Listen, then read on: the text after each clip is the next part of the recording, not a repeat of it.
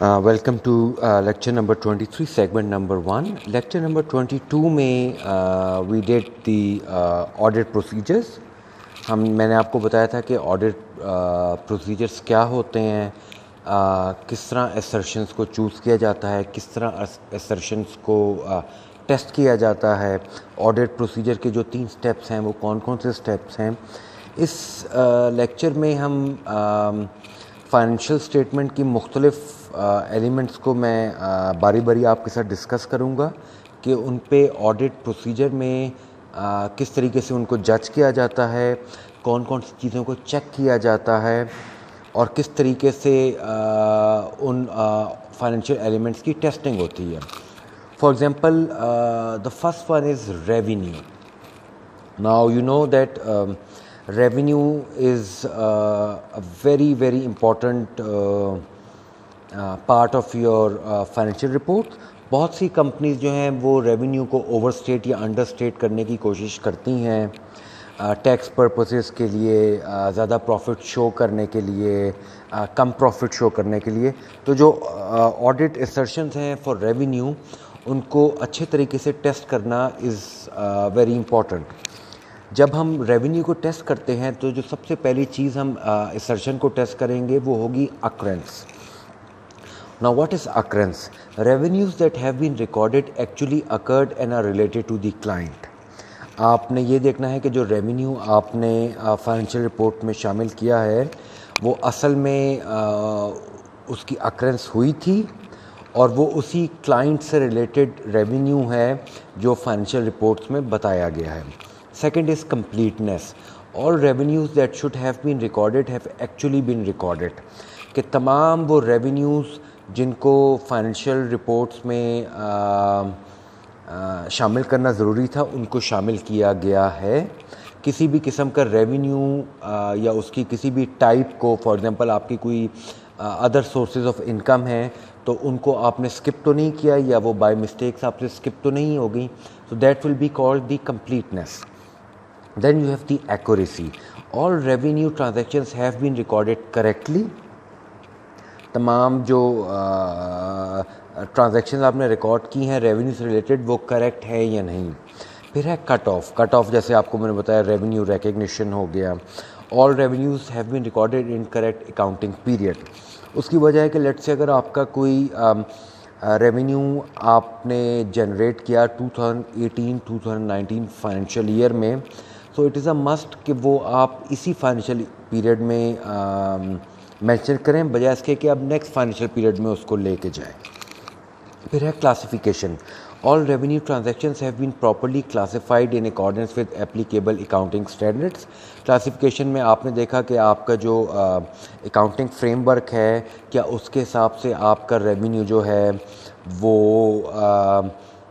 ठीक तरीके से आपने रिपोर्ट्स में अपनी शामिल किया है या नहीं. फिर है presentation. Sufficient and proper disclosure related to sales revenue have been made. जो आपने अपनी फाइनेंशियल रिपोर्ट्स में नोट्स दी हैं रेवेन्यू से रिलेटेड, जो एडिशनल इंफॉर्मेशन दी है आया वो करेक्ट है या नहीं. Then we can discuss about audit procedures for testing inventories. अब इन्वेंट्रीज की एग्जिस्टेंस है. Inventory balances reported on financial statements actually exist at the reporting date. इसको आप फ़िज़िकली भी इंस्पेक्ट कर सकते हैं, आप इसको काउंट कर सकते हैं, आप इसको बुक से चेक करके टैली कर सकते हैं. Completeness. Inventory reported on the balance sheet includes all inventory transactions that have occurred during the accounting period.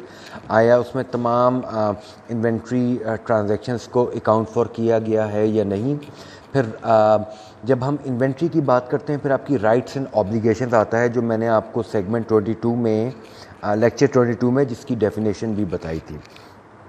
All inventory reported on financial statements as at the reporting date really belongs to the company. आया जो inventory आपकी financial reports में शामिल की गई है वो company ही own करती है या नहीं. Valuation. Inventory balances truly reflects is economic value.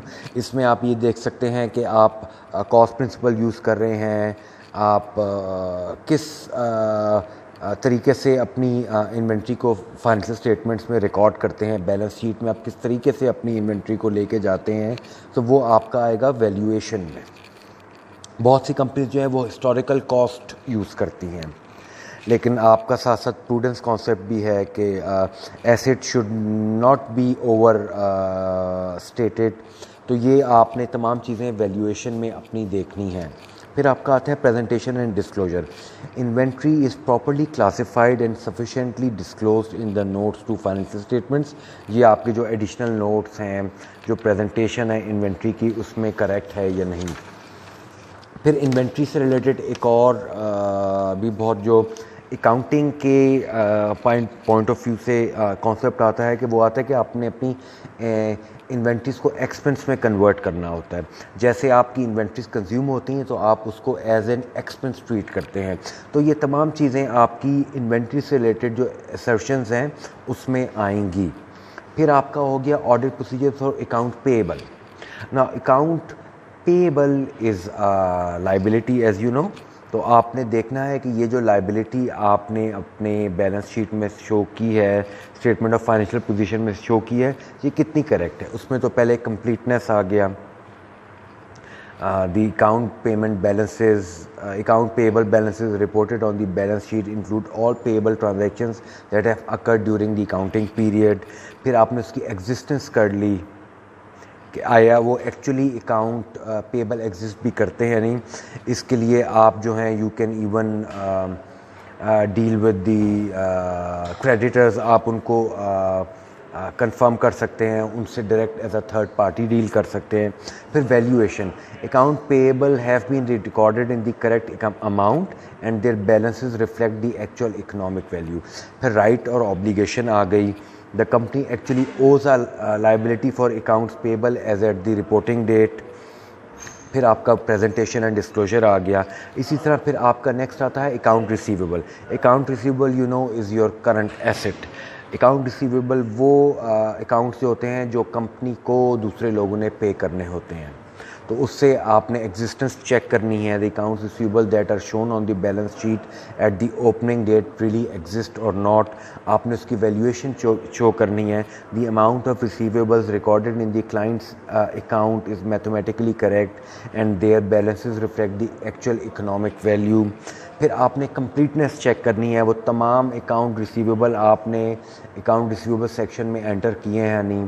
फिर राइट्स एंड ऑब्लिगेशंस का आ जाएगा। The client has the right of controls on the accounts receivable included in the financial statements. आया जो आपने अपने अकाउंट रिसीवेबल्स शो किए हैं फाइनेंशियल स्टेटमेंट्स में, क्या कंपनी के पास राइट है उनको रिसीव करने का या नहीं। तो ये तमाम चीज़ें मुख्तलिफ जो आपके फाइनेंशियल एलिमेंट हैं उसके हिसाब से आपके टेस्ट होंगे। इन टेस्ट की डेफिनेशन मैंने आपको लेक्चर नंबर 22 में बताई थी, आप उससे चेक करें। तमाम जो आपकी फाइनेंशियल एलिमेंट्स हैं उनको बारी बारी उठाएं, उनको चेक करें कि कौन कौन से उसमें असर्शन से रिलेटेड टेस्ट लागू होते हैं, किस तरह उनको टेस्ट किया जाता है। फॉर एग्ज़ाम्पल मैं आपको सप्लाईज एक्सपेंसेस से रिलेटेड एक ट्रांजैक्शन है उसका ऑडिट प्रोसीजर करके बताता हूँ।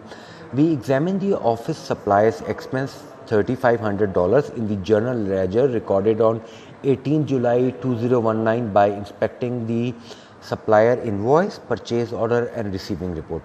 अब हुआ है कि जो आपका क्लाइंट था उसने जर्नल लेजर में ऑफिस सप्लाईज एक्सपेंस बताया $3,500 का 18 जुलाई 2019 को।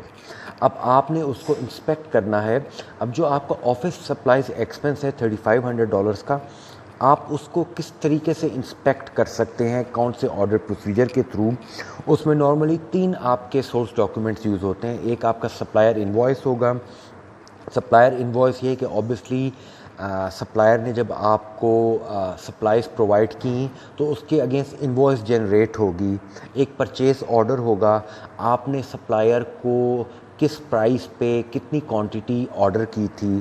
फिर एक आपका रिसीविंग रिपोर्ट होगी, जो सप्लायर ने आपको सप्लाईज दी, जब वो रिसीव हुई होंगी ऑब्वियसली उसके अगेंस्ट एक रिसीट जनरेट हुई होगी, रिसीविंग रिपोर्ट जनरेट हुई होगी, जिसमें सप्लायर का नाम शामिल होगा, उसकी क्वांटिटी शामिल होगी, डेट शामिल होगी। तो ये तमाम चीज़ें ऑडिट प्रोसीजर का हिस्सा बनेंगी जब आप ऑफिस सप्लाईज एक्सपेंस को टेस्ट करेंगे। Now, by inspecting the supporting documents above, we test the audit assertions as below. Occurrence आप ये देखेंगे कि whether the expense actually took place with the evidence of the receiving report that should be agreed to the quantity in the purchase order. Purchase order में जो quantity आपने mention की थी, जितनी आपको required थी, does it match the quantity that was received? तो ये आपका होगा अक्रेंस कि आया एक्चुअली ये सप्लाई अकर हुई थी या नहीं। फिर आपकी आएगी accuracy, whether the expense amount is matched with the amount in the invoice which should be agreed to the quantity and price in the purchase order. फिर आपका थर्ड आएगा कट ऑफ। कट ऑफ वो किस financial period में किस date पे हुआ था। Whether the expense recorded is in the correct period by verifying it with the date in the receiving report.